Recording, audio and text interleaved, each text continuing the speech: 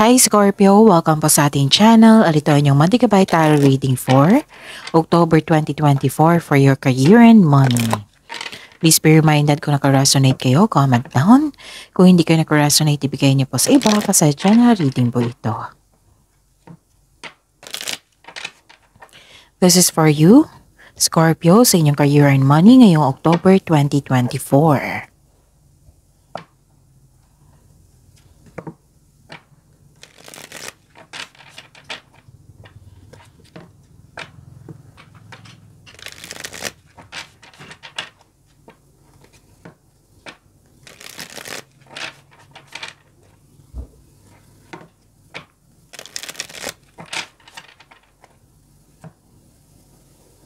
Para po ito sa inyong career and money, Scorpio, ngayong October 2024.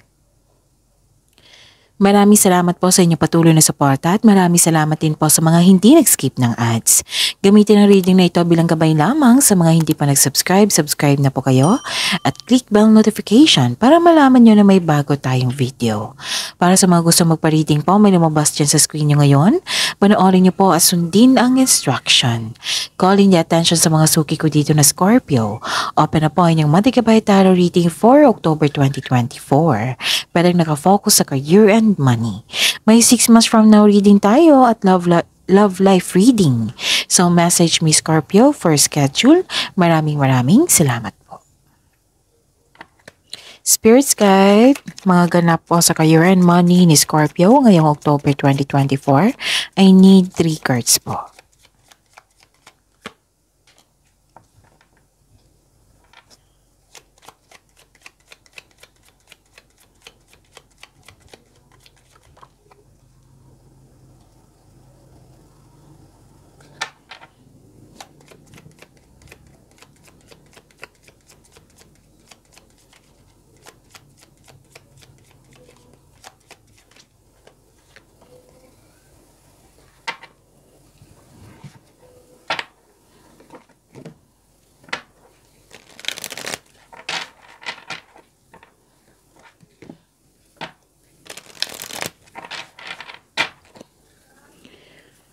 Spirits Guide, mga mensahe po sa career and money ni Scorpio. I need 2 cards po ngayong October 2024.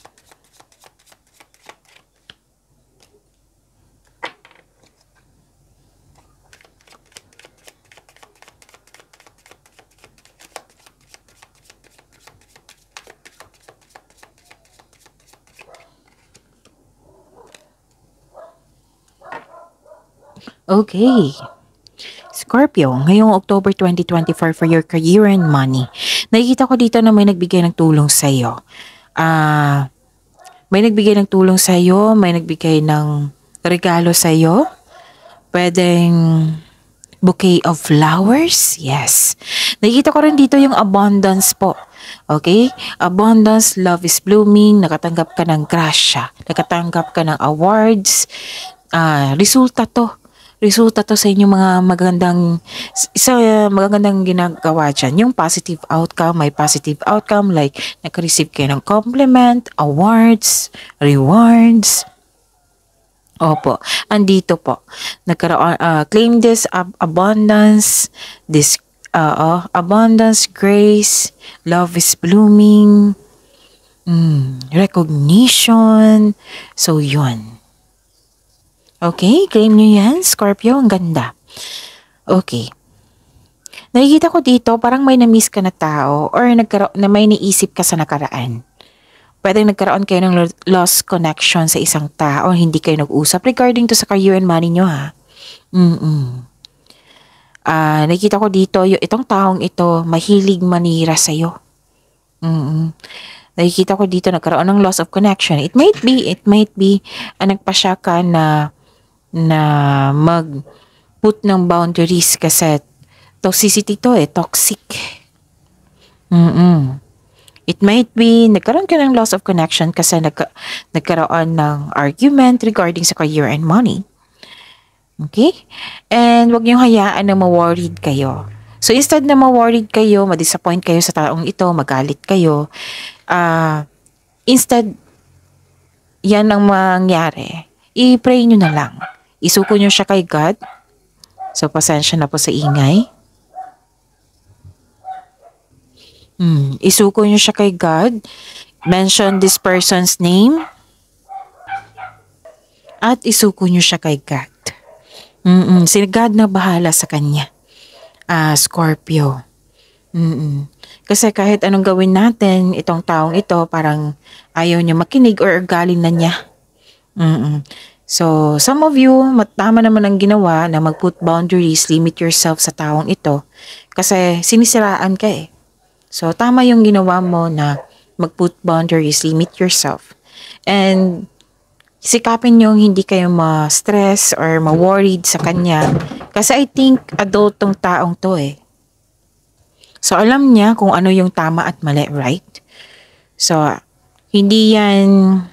walang problema sa iyo, Scorpio. Ang problema, yung taong yon. So, yon. Sabi ng card dito, na isa na magalit kayo sa kanya, mag-spend kayo ng energy sa kanya na nakakaubos yan eh. 'Di ba? Pansinin niyo kung magalit kayo or ma-disappoint kayo or ma-stress kayo sa isang tao, 'di ba? Mauubos yung energy, mapapagod kayo, mabibigatan kayo, ganon. So, yon. Okay? Pwede din itong ingatan yung mga importanteng bagay dyan, baka kasi mawala, kinuha, ma-damage, ganon. Pero nakita ko talaga dito is, most of you is loss of connection to. Naalala mo na miss mo siya, ganon. Okay, proceed tayo. So, claim nyo yung magandang bagay na binigay sa inyo, yung blessings, abundance. Naku, claim nyo yan. Ang ganda niyan. Abundance, grace, love is blooming. And, ang ganda. Kasi may nakita ko ditong success. Hindi lang mga blessings, kundi blessings is a success, right? So, success, good luck, good karma, nakikita ko dito. Okay? Again, good luck, good karma, andito po. Positive opportunities, andito rin po. Things going your way. This is blessings. Pagyamanin nyo yung blessings ha, ang ganda ng binigay sa inyo. Yung iwasan nyo, yung reminder dito na kung kailangan iwasan nyo. Okay? Yun. Wow. Ang message po dito para sa inyo, Scorpio, sweet success. It is not difficult to get everything you want and enjoy it. Get what you want, Scorpio. Nakita ko dito, sweet success, claim nyo ito. And mag-ingat po sa paggawa ng desisyon. Pwede din itong mag-ingat kayo sa mga sinasabi nyo na hindi nyo minimin. Okay? Baka may masabi kayo which is reality or nagiging practical kayo. Tapos yung kausap mo is very sensitive. So, ingatan na lang natin. Galingan natin sa ating communication skills. Okay?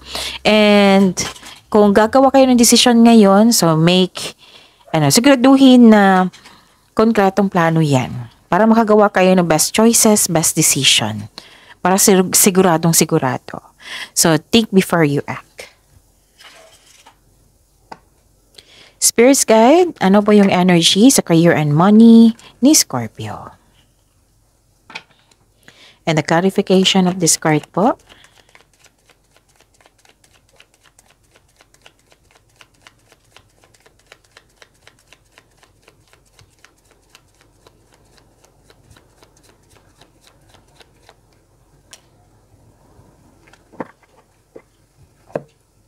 Okay. This is a daily reminder para hindi nyo makalimutan, para hindi kayo malito, para hindi kayo maguluhan, para fair din sa mga bagong subscriber natin na Scorpio. So, para malaman nila kung ano yung gagawin nila. Panoorin nyo po yung last 4 days kabay tarot reading nyo po. Like for example, this is whole month eh. So, kahit anong day nyo na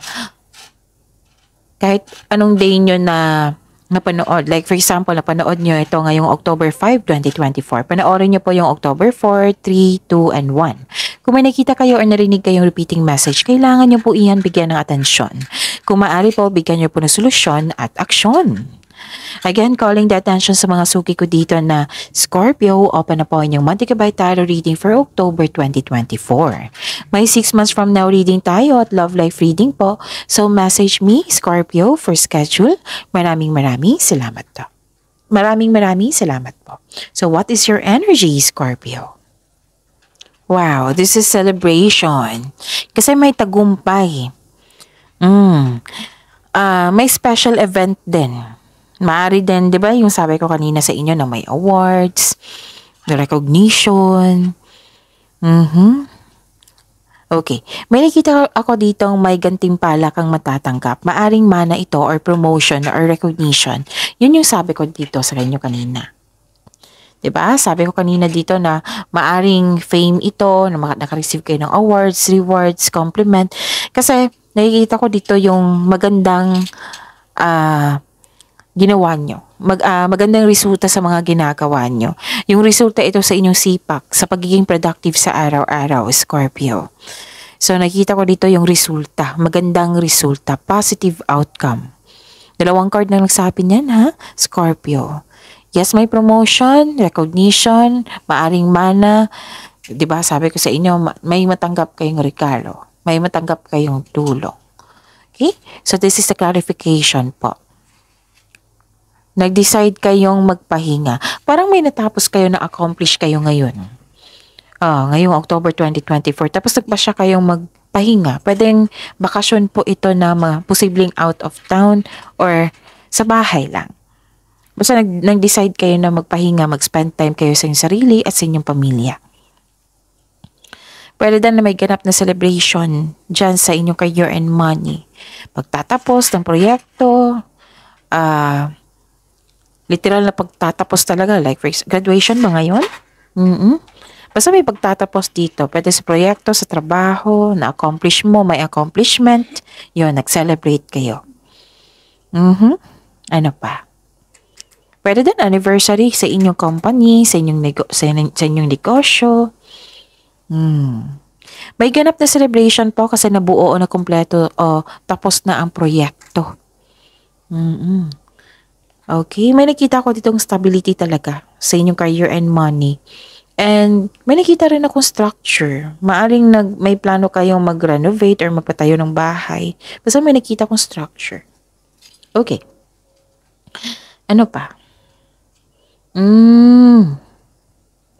Nakikita ko rin dito, Scorpio, na this is your energy ha, sa career and money nyo. Naging defensive po kayo. Nanindigan kayo sa inyong desisyon. Yung I consider this na nabigyan ng solusyon ng inyong problema. May sagot na sa inyong mga katanungan. Yung iniisip mo siya for long time ngayon, na binigyan na ng sagot, may solusyon na. At maaring nagpasya kayo ngayon kasi nanindigan kayo dito or naging defensive kayo. And nagpaplano kayo dito, yes, nakita ko dito, nagpaplano kayo. Kaya nga may sabi dito na mag-ingat kayo sa paggawa ng plano. Think at communication sa isang tao. Think before you act. Think before you act, okay? And may ganap na negotiation po. Wow, Scorpio. 2 card na po nagsabi dito na may negotiation na yung pag-angat sa inyong career and money. Negotiation for a raise ng allowance, sweldo, incentives, or kontrata. Diba sabi ko kanina na may promotion, pag-angat mo yan. Andito rin, 2. Actually, 1, 2, 3, 4. Kaya I consider this 2 cards here na pag-angat mo Kasi nakita nila yung galing mo. Yung marami kang magandang contribution dyan sa mga ginagawa mo. So, accomplishment pa rin to. Okay? So, 2 card na ito sa tarot nyo is regarding sa pag-angat nyo. Resulta sa inyong sipag at syaga, productivity nyo po. May na-accomplish kayo. Wow, ang ganda. May ganap na negotiation for a raise ng allowance, sweldo, contract. Magkakaroon ng successful agreement. Okay. Actually, busy kayo dito sa inyo career, oh. May challenges, oo, pero ma-overcome niyo po ito. Maraming kilos dito Scorpio. Buong tapang mo itong harapin. Ready ka sa lahat. Maraming transaksyon, marami kayong ginagawa, may inayos kayo, at na-overcome niyo ito. Kasi very confident kayo ngayon. O sige pa, bigyan niyo na ako ng trabaho tapos gagawin ko ngayon. Yung very confident, ang lakas ng loob mo. Marami kayong ginagawa. Pwede doon pinagtanggol mo yung kaibigan mo dyan sa trabaho, sa negosyo. Pinagtanggol mo yung staff mo or kasamahan mo dyan, ganun. May ganap na ganyan. Pero ma-overcome nyo yan ha. Spirit's Guide. Possible blessings na ma-receive ni Scorpio ngayong October 2024 sa career and money nila.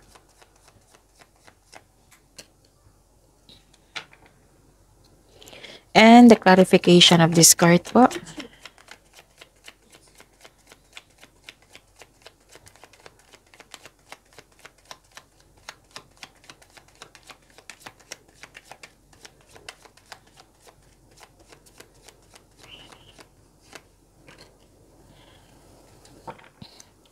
Okay.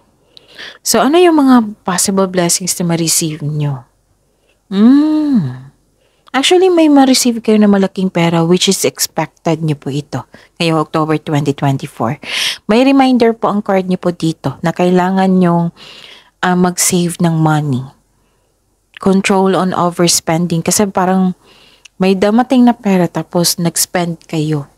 So, kailangan yung kontrolin yung pag-overspend. So, ang ibig sabihin dito, i-control nyo yung money nyo or baka magalaw nyo yung ipon nyo, ganun. So, sabi ng card dito, pag-ingatan nyo po daw yung naipon nyo and save money. Kasi may nakita ko ditong dumating na pera which is expected nyo po. Resulta to sa inyong mga kasi may positive results dito Like for example, services. Binigyan ka ng bayad, ganun. Ang sabi dito, mag-save po daw kayo, ingatan nyo ng ipon nyo, kung pwede po, kung maggasta kayo sa isang specific goal, pag-isipan nyo po na mabuti. Kasi kailangan dito ng pagbalanse sa inyong kaperahan. Okay? And, okay. May reminder ang card nyo po dito. Huwag kayong magpa-distract sa isang tao. Kasi may tension May concern ka sa isang tao na irresponsable pwedeng sa pera, sa career and money to So, pwedeng sa trabaho or sa pera. So, kung maaari po daw, wag po daw kayo magpa-distract sa kanyang pag-uugali.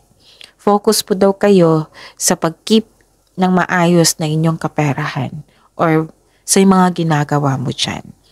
Wag po daw kayong magpa-apekto sa distraction. Kasi tinitest niyo yung pasensya niyo So, tingnan natin kung magpa-distract pa to si Scorpio.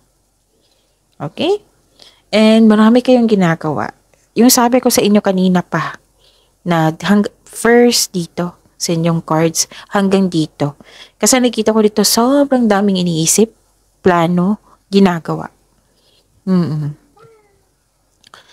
Okay? Nakita ko rin dito na, may dinadala kang mabigat na bagay na ma-overcome mo. So, that is the blessings. Tutulungan ka ng universe na ma-overcome to. And ang sabi ng card dito, help yourself. Huwag mong pahirapan yung sarili mo. Kailangan mong magkaroon ng willingness to move forward, to heal yourself. Okay? Pero ma-overcome niyo po daw ito, sabi ng card. Kasi tutulungan mo yung sarili mo. And you are divinely guided. Tapos sabi ng card dito, wag po daw kayo mag-say yes ng yes kung hindi naman akma sa inyo schedule. Baka kasi makakaranas ka ng pag-burnout. Kung sakaling marami na kayong gagawin, marami kayong iniisip, hanap kayo ng kausap. Ask ka ng help. Kung marami kayong ginagawa, then ask for help. Basta may reminder ang card nyo dito. Ngayong October 2024, wag mag-say yes ng yes kung hindi naman akma sa inyo schedule, kung hindi naman kaya. Kasi baka may deadline to. Baka mag-expect yung tao. Tapos kukulitin ka, di ba? So, yun. Super busy, Scorpio. Sobrang busy nyo. Maraming lakad, maraming inasikaso, maraming plano, maraming iniisip. Super busy ngayon sa inyong career. Makakaranas ng pag-burnout. So, kailangan yung pag-ingatan and time management. Okay? Ask for help para hindi mo dala lahat yung gagawin. Malapit mo nang matapos yung project mo. Kaya soon, pwede ka na mag-rest o magbakasyon. So, lumabas pa rin yung bakasyon dito. Matutuloy yan. Kasi yung blessings is pagtatapos sa mga gawain dyan. Kanina pa to pagtatapos. May success din dito, sweet success, that is pagtatapos. Okay? Time management po ay kailangan. Marami kayong marami kayong project, customer, clients. So, that is a blessings. Magbibigay yan ng financial growth sa inyo. Kaya nga may reminder ang card dito na do not overspend, mag-save po. Check your money now. Kailangan ng balanse yan. Kailangan balanse pa yung budget mo. Para hindi mo magalaw yung ipon mo. Para hindi ka magka-problema. So, claim these blessings, yung may matanggap kayong pera. Maraming customer, kliyente, maraming project. So, i-claim nyo yan. And yung reminder dito, tandaan nyo yan, maging ready kayo. Reminder na pagbalanse, huwag mag-overspend, huwag magtanggap ng trabaho na hindi naman kaya, time management at kailangan, at mahabang pasensya. Kung exhausted kayo, then nakikita ko naman dito na nagpasya talaga kayong magbakasyon, magpahinga. Pwedeng sa bahay kayo magbakasyon, pwedeng out of town. Dalawang card na kasi nagsabi niyan Okay? Spirits guide, challenges na ma-overcome po ni Scorpio ngayong October 2024 sa career and money nila. So maraming mensahe, no? Maraming reminder at maraming blessings. So pagyamanin nyo yung blessings. Pahalagahan, ingatan ang inyong na-receive na blessings at higit sa lahat, mag-offer ng prayer. I-acknowledge nyo ang bigay ng ating Panginoon sa inyo. Yung blessings na iyon. And the clarification po, pagyamanin nyo po yung blessings. Ingatan at pagyamanin. The clarification po, ma-overcome to Huwag kayong matakot sa challenges. Kasi challenges, andyan po yung learnings. Marami kang matutunan dyan. At andyan din yung success. Okay? Maraming salamat po sa patuloy na tiwala at suporta sa ating channel at maraming salamat din po sa mga hindi nag-skip ng ads. May lumabas dyan sa screen nyo ngayon, panoorin nyo po. Panoorin nyo po kung gusto nyo po iyan, then follow instruction. So, ang tanong po, challenges na ma-overcome. Okay? So, at least alam nyo kung ano yung gagawin. So, may fear of change kasi may pagbabago. So, ilang course na po nagsabi dito, lalo na dito from here to here, na nagsabi dito na mag-ingat sa paggawa ng desisyon. Kasi some of you na hindi makagawa ng desisyon, nalilito sa dami ng opportunity. Pwedeng may i-sacrifice kayo, kaya nagkaroon kayo ng hesitation. So, kung nagkaroon ng hesitation, meaning to say, walang konkretong plano yan. So, take your time, huwag niyong i-rush, huwag niyong pahirapan yung sarili niyo. Okay? And lalabas niyo kayo sa comfort zone nyo. Huwag kayong mag-hesitate na lalabasin yung comfort zone. Kasi alam niyo naman, kung lalabas kayo sa comfort zone, andyan po yung success. At may plano ka na pero may nakita ko ditong yung mamaya na. So, maging productive sa araw-araw. Huwag niyong imamayan na. Kung pagod kayo, then pahinga, then balik kayo. Pag na-re-energize na kayo, okay? Dalawang card na po nagsabi dito na hindi kayo makagawa ng desisyon, hindi kayo makapagpili. So, yun nga ang sabi ng card nyo dito, take your time. Take your time. May hindi totoo sa inyo, nakikita ko dito, which is lumabas dito sa inyong oracle. Okay. So, control yourself pa rin sa pag-overspend. Overspending nakita ko dito. Pwedeng overspending to sa trabaho, parati nag-overtime, wala nang pahinga. Pwedeng overspending talaga na literal na naging naging materialistic or hindi na na-check yung budget nyo. Okay? So, ang sabi dito, yun, pagbalanse ay kailangan. So, claim the blessings na ang daming success dito, Scorpio. Claim nyo yan. I-claim nyo yung mga positive messages and yung mga reminder. So, pag-isipan niya ng mabuti. Kung pwede, bigyan niya ng action or solusyon. See you tomorrow, Scorpio. Please like, subscribe, and click the button for notification para updated po kayo sa daily tarot reading natin. Maraming salamat.